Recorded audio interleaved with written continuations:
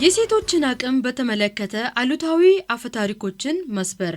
አንዳንዶች ሴቶችን ማበረታታት ወይም ለሴቶች ፊት መስጠት ቤተሰብን ያበላሻል ይላሉ። ይህ እውነት ይመስላችኋል? ሴቶችን ማጎልበት ቤተሰብን አያዳክምም፣ እንዲያውም ያጠናክራቸዋል።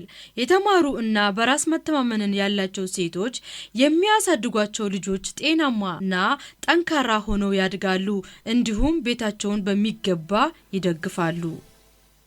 ጎጂ የሆኑ በሴቶች ላይ የተነገሩ አባባሎች የማህበረሰቡ እድገት ላይ በጎ ያልሆነ ተጽዕኖ ስላላቸው ይቃወሟቸው። እውነት ነፃ ያወጣል።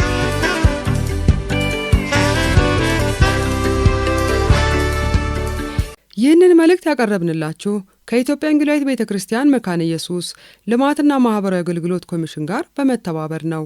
አድማጮቻችን፣ አሁን በሰማችሁት መልእክት ላይ ያላችሁን አስተያየት ወይም ሐሳብ ከታች ባለው አድራሻችን ላኩልን።